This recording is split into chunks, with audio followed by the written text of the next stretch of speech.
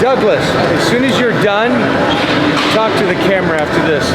You'll know what you're going to talk about after the set. You won't know before. Trust me on this. Oh boy, I love challenges. It's like talking to my wife. Hope I have the right answer. You'll find it instant. Yeah, it'll be a lot easier. Talk to my wife. 1, 2, 3. Your bar, yep.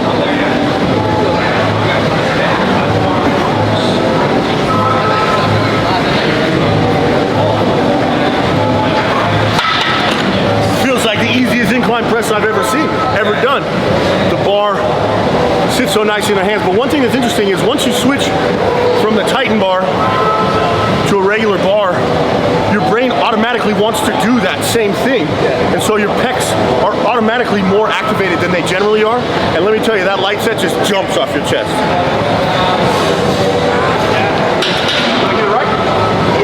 Everything from grabbing to everything. And again, this is like I said, you won't know till you do it, but as soon as you do it, you understand everything I can explain to you. Well, and that's also just a metaphor for anything that we do. I wish you guys would get that. Once you do it, you'll understand. If you don't understand now, instead of looking at Mike and being like, what a dumbass, that's so bad for your shoulders. Yeah. Try it first. But not with his weight. The guys whose shoulders hurt.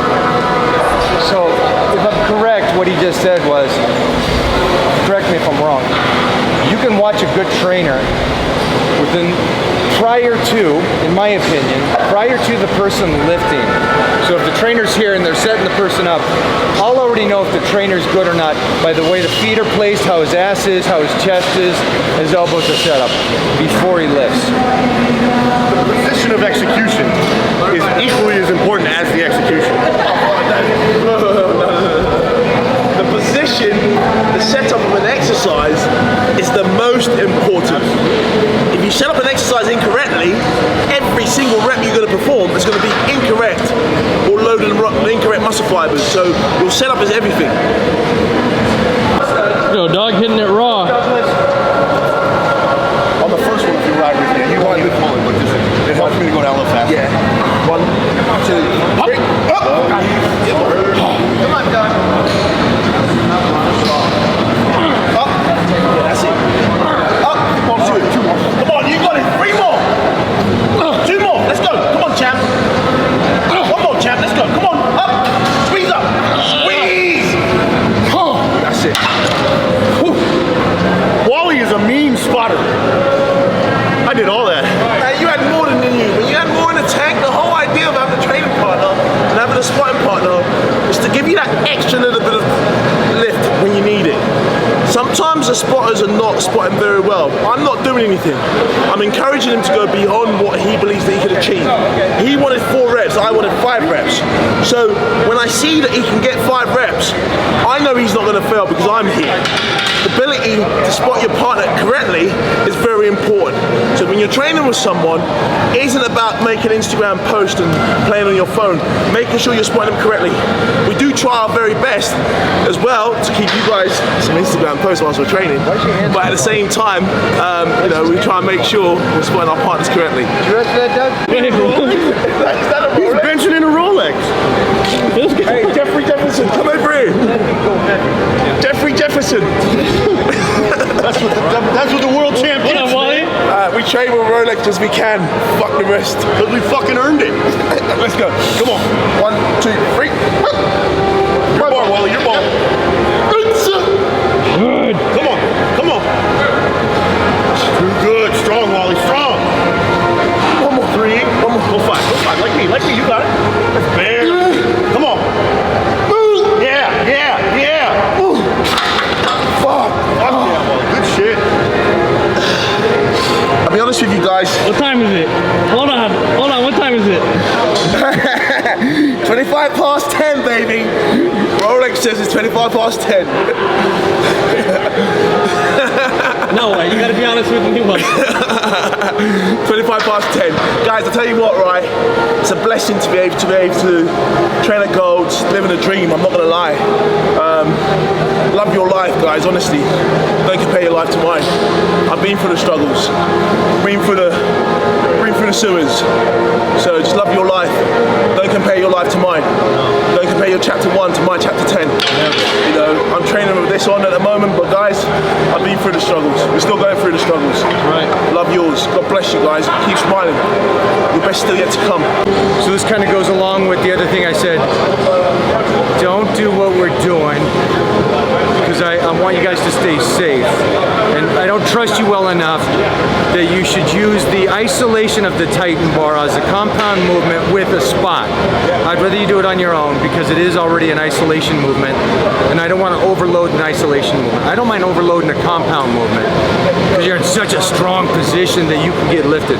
Now that being said, we did do it, and I'm okay with it because these guys are experts. And now we're doing it again with the compound after the set, fatigue state, moderately fatigued, and still doing the squatting. And I love it for these guys because I never do that, and I love to see that Doug loves to do that. And so I don't want to take that away from the training partner. And so, Douglas? Yes, Dudley Do Right. Which is a good name for you. I suppose so. Yeah, I suppose so. Because it was Ben Frazier. Why do you like forced reps or a fatigue riding you to the end? In training, it's always my goal to keep my mind engaged as long as I can. Generally, I'm not training. I don't have the blessing to have these guys around me that are pushing me so hard, and it's just more of a mental exercise for me to stay engaged with a little extra help past what I would do on my own. So like on my own, I'll sit down and I'll do 4 plates and I'll do like 4 or 5 reps. That's a hard, heavy set. But think about how much more activation I get if Wally's here and he's giving 10 pounds of extra pressure coming up as I'm doing rep 6 and then rep 7 and then even maybe rep 8. Those kind of things will take your body further past what you're able to do on your own. So that's why I really like it. But it doesn't mean that Wally's doing the exercise for me. If anything, those next 2 or 3 reps are even harder mentally for me to stay engaged and activate the same way, right? So you just kind of, it's like wringing the water out of a dried sponge. Like you can squeeze once, but there's still something in there. So if you get another squeeze, and then another squeeze, and then another squeeze, by the time you're done, there ain't shit left in that muscle. Yeah, no, I totally agree. Hold on, Wally. I don't know if you heard this, but if you heard it was just about training, it's not what he said. Go back and watch it again. It's the mental stimulation of the fight is what I heard a majority of that was. Because we're in it today, why not get a little nastier? Why not turn the mindset up? And I am 100% believer that is tenfold more beneficial than any kind of workout in itself, because now he knows what kind of savage he really is and what dark waters he can go to. And if it wasn't dark enough, then it shows you where you're lacking and you need to get better at it. Totally agree. Totally agree. Totally agree.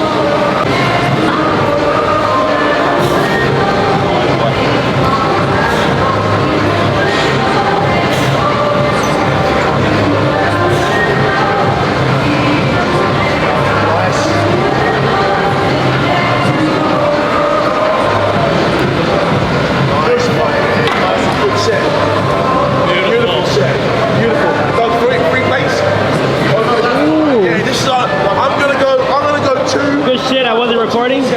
Really? Nah, okay. Woo! Catch that? Hell yeah, dude. Come on now. Favorite drop set? Anything out that we can. What's going in right here? Come on, why you want to like right now? Yeah, I'll call out. I don't want him. You always do this at the end, so don't expect it to look super pretty, but expect it to make you tired. Go back about a foot. Go back. Yeah, I'll be just.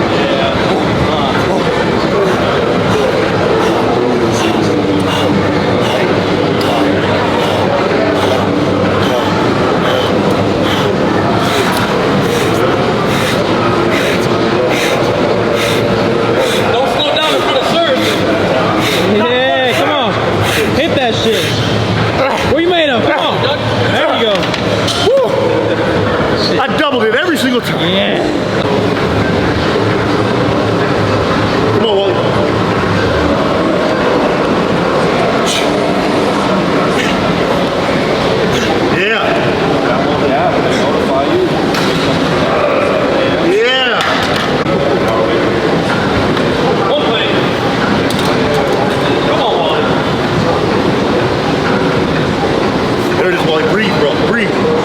That's it. That's it. Look at that chest work.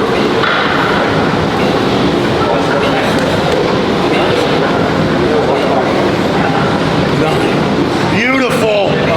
Come on. 12. Get it. Big squeeze. Nice.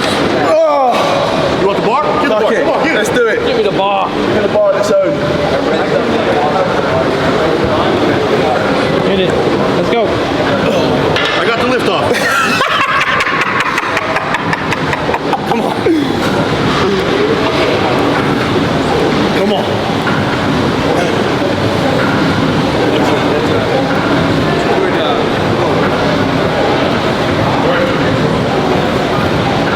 Good. It's like, I know these guys think about it. That's the one thing I love. When I get husky.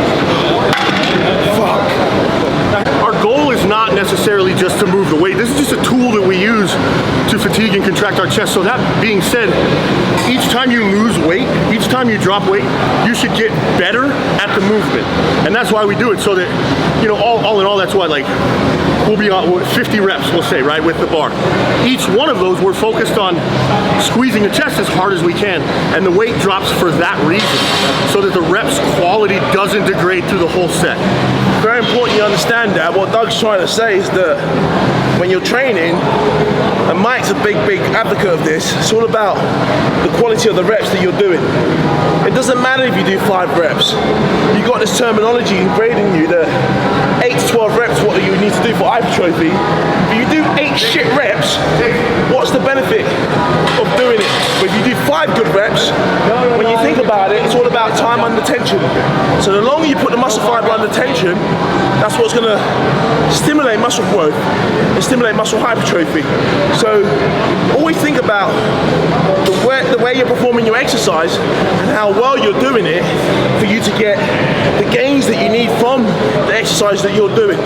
Because if you look around you, people come in, right, my program says I've got to do 8 to 12 reps, so I'm going to do 8 to 12 reps. No, I'm not going to deviate away from that. Oh shit, I did 5 reps, but I didn't get 8 reps of my program. I didn't get fucked up. Hey guys, it's important that you stick to your program at the same time. It's all about time under tension, making sure you're working the muscle fibers thoroughly to get each and every rep to count. And that's what I'm going to say. I'll leave you with this. The gym is what I call a lab. And I'm the nutty professor. And I'm experimenting. That's all I've got to say. God bless you. Keep smiling. Let's get swole like Wole.